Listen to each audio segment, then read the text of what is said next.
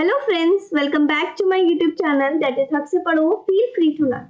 आप सभी की डिमांड पे आज मैं आपके साथ इकोनॉमिक्स के कुछ इंपॉर्टेंट कॉन्सेप्ट्स को डिस्कस करने वाली हूँ, like price effect, income effect, substitution effect in the case of normal goods. पहले हम इनका मतलब समझेंगे सारे ही टर्म्स का, देन ये समझेंगे कि नॉर्मल गुड्स के केस में इनमें पॉजिटिव रिलेशन होता है और निगेटिव रिलेशन होता है। तो सीधा चलते हैं कॉन्सेप्ट की तरफ और समझते हैं क्या होता है।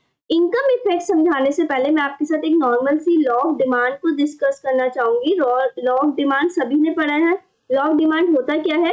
There is an inverse relationship between two variables. Two variables कौन कौन से होते हैं यहाँ पर? Price and quantity demanded. There is an inverse relationship, किन दो बीच में होता है इनवर्स रिलेशनशिप? एक तो price of the commodity and quantity demanded. ये हम सभी को पता है, नॉर्मल सा जनरल सा रूल भी है कि अगर आप किसी कमोडिटी के प्राइस गिरा देते हो तो उस कमोडिटी की डिमांड मार्केट में क्या हो जाएगी? बढ़ जाएगी। तो there is an inverse relationship between price of the commodity and quantity demanded. ये आप सभी को लॉ ऑफ डिमांड में पता है, ये रूल हम सबको पता है। एग्जाम्पल देने की जरूरत नहीं है। नॉर्मल सी चीज, अगर बाजार में कोई चीज 100 रुपए की बिक रही है और आज की डेट पे वो चीज 50 रुपए की हो जाती है, तो उस चीज की हम क्या करेंगे? डिमांड बढ़ा देंगे। पहले शायद मैं 100 रुपए में 1 किलो ही खरीदती थी, अब 50 रुपए हो जाए तो मैं उस चीज को 2 किलो कंज्यूम करना स्टार्ट करती हूँ, राइट? तो this is the law of demand. अब इनकम इफेक्ट क्या होता है? इनकम इफेक्ट का क्या मतलब है?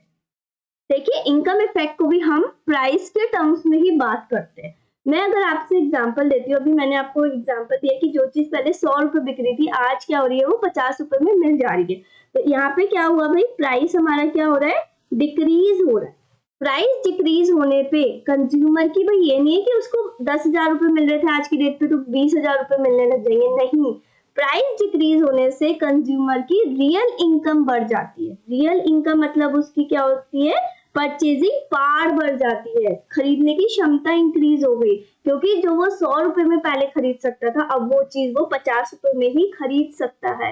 वो डबल चीजें खरीद सकता है 100 रुपए में, राइट? तो इससे क्या होता है? रियल इनकम कंज्यूमर की बढ़ जाती है, परचेजिंग पावर बढ़ जाती है, राइट? जब परचेजिंग पावर इंक्रीज होगी तो फिर क्या होगा? हमारा डिमांड भी, उस प्रोडक्ट की क्या होगी? डिमांड भी इंक्रीज हो जाएगी। तो अब आप देखो, इनकम और डिमांड में कैसा रिलेशन दिख रहा है आपको? पॉजिटिव रिलेशन दिख रहा है। इस रिलेशन को हम क्या बोलते हैं? पॉजिटिव रिलेशन, कि रियल इनकम बढ़ने पे डिमांड भी बढ़ जाती है। ये कॉन्सेप्ट मैं आपको समझा देती हूँ। अगर हमारी किसी चीज के सेम साइन जाते हैं, पॉजिटिव पॉजिटिव बढ़ रही है, एक चीज बढ़ाने पे दूसरी चीज भी बढ़ती है, तो इसको हम बोलते हैं एक तो direct relationship and positive relationship, right? और एक चीज होती है हमारी, अगर फॉर सपोज मैंने भी आपको बताया कि प्राइस गिरने पे क्वांटिटी बढ़ जाती है, तो ये कौन सा रिलेशन हो गया इन दोनों के बीच में? डायरेक्ट नहीं होता है, इनडायरेक्ट और इनवर्स हम बोल सकते हैं। There is an inverse relationship and we can say the negative relationship. Science को देखना है आपको। अगर दोनों ही साइन एक ही डायरेक्शन में फ्लो होते हैं तो उस चीज को हम पॉजिटिव रिलेशन बोलते हैं। एक साइन नीचे जा रहा है, एक चीज ऊपर जा रही है, इनवर्सली वो चीज फ्लो हो रही है, तो उस चीज को हम बोलते हैं नेगेटिव रिलेशनशिप। ये आपने बेसिक पढ़ा भी होगा। तो बस इसी चीज को हम क्या बोलते हैं? Income effect. It refers to change in quantity demanded to a commodity when real income of the consumer changes. किस वजह से चेंज हो रही है रियल इनकम? प्राइस के असर होने पे, प्राइस ऑफ दैट कमोडिटी पे चेंज होने पे रियल इनकम पे चेंज आता है। रियल इनकम पे चेंज आने से हमारी क्वांटिटी डिमांड जो होती है उस पे फर्क आ जाता है। तो प्राइस कम कर दो, किसी भी कंज्यूमर की रियल इनकम बढ़ जाएगी, परचेजिंग पावर बढ़ जाएगी, उस वजह से हमारी क्वांटिटी डिमांड भी इंक्रीज होती है। और इनकम और डिमांड में अगर आप रिलेशन देखो तो यहाँ पे कौन सा रिलेशन आता है? पॉजिटिव रिलेशन आता है, क्योंकि दोनों ही साइन एक ही डायरेक्शन में फ्लो होते हैं। ये कॉन्सेप्ट किसने दिया है? This concept has been given by Hicks. Now the next concept is substitution effect। कराने से पहले मैं आपको substitute goods बता देती हूँ। Substitute, this is an English word ना, तो substitute मतलब क्या होता है? एक के बदले में दूसरा यूज कर लेना। तो substitute goods are closely related goods that can be used in place of one another। एक की जगह पे आप दूसरा यूज कर सकते हो। मैंने एग्जाम्पल भी दे रखा है आपको, देखिए, चाय and coffee, T and coffee, you can say that a Coca Cola और पेप्सी। लाइक मुझे टी नहीं मिली तो मैं कॉफी से काम चला लूंगी, कॉफी नहीं मिली तो मैं टी से काम चला लूंगी। In the same way Coca Cola नहीं मिली तो मैं पेप्सी से काम चला लूंगी, एंड पेप्सी नहीं मिली तो हम कोका कोला से काम चला लेंगे। सब्स्टिट्यूट गुड्स वो गुड्स होते हैं जो एक के बदले में दूसरा यूज किया जा सकता है, ठीक है। तो there is a positive correlation between the price of one commodity and quantity for a substitute one। अगर मैं चाय और कॉफी के बारे में आपसे बात करूं, फॉर सपोज पहले चाय के प्राइस क्या होते थे, 10 रुपए होते थे, और कॉफी के प्राइस भी क्या होते थे भाई, 50 रुपए होते थे, ठीक है। अब चाय जो हो गई हमारी बहुत ही ज्यादा, चाय के प्राइस बहुत बढ़ गए, फॉर सपोज 60 हो गए, और कॉफी तो अपना वही कांस्टेंट रेट ही बिक रही है 50 रुपए। तो इंसान आप बताओ प्राइस बढ़ने पे, चाय की जो प्राइस थे वो इंक्रीज होने पे, अब कोई चाय पीना पसंद करेगा? नहीं, वो क्या करेगा, कॉफी प्रेफर करेगा, क्योंकि उससे कम रेट पे मुझे कॉफी मिल जा रही है। तो हम क्या करेंगे, कॉफी की डिमांड जो होगी मार्केट में वो क्या हो जाएगी, इंक्रीज हो जाएगी। तो सब्स्टिट्यूट गुड्स वो होते हैं जो एक के बदले में दूसरा यूज किए जा सकते हैं। अगर एक के प्राइस बढ़ते हैं तो उसका जो सब्स्टिट्यूट होगा उसकी डिमांड भी मार्केट में इंक्रीज हो जाएगी। तो this is known as the substitute goods. अब मैं आपको कराऊंगी सब्स्टिट्यूशन इफेक्ट। सब्स्टिट्यूशन इफेक्ट क्या होता है, सेम यही इफेक्ट है जो मैंने अभी आपको एग्जांपल देके समझाया।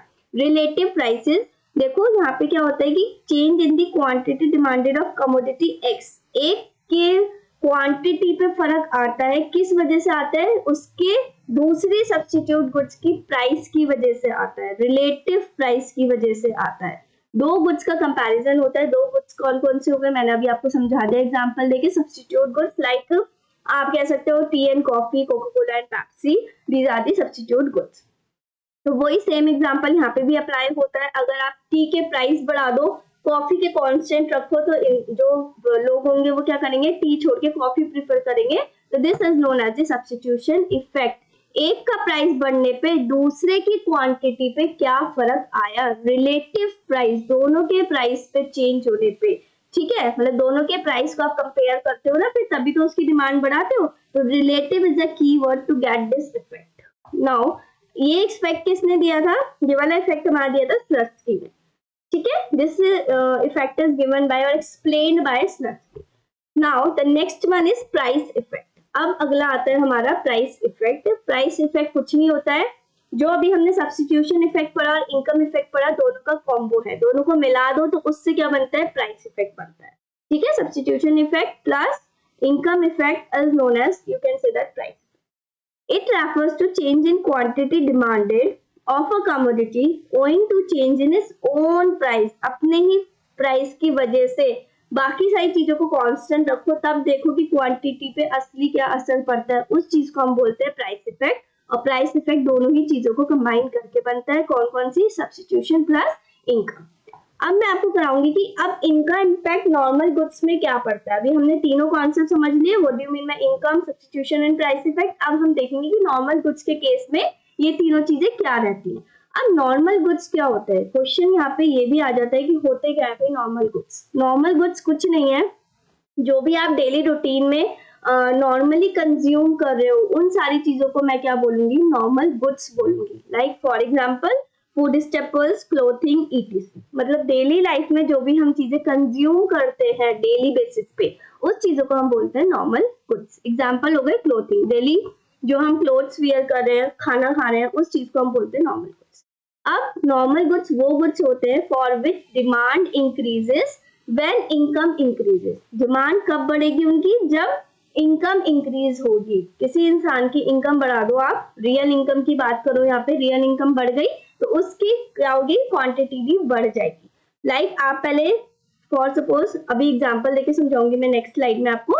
There is a positive correlation between income and demand for that particular goods. Income effect is positive. ये सारी चीजें मैं नेक्स्ट स्लाइड में समझाऊंगी, अभी आपको फिलहाल इतना समझना है। नॉर्मल गुड्स क्या होते हैं, वो गुड्स जो हम नॉर्मली कंज्यूम करते हैं अपनी डेली लाइफ में, लाइक क्लोथिंग, फूड स्टेपल्स। और अगर मेरी इनकम बढ़ेगी तो उससे रिलेटेड भी आप क्या करोगे, उस चीज की क्वांटिटी जो है डेली लाइफ में बढ़ा दोगे, ठीक है।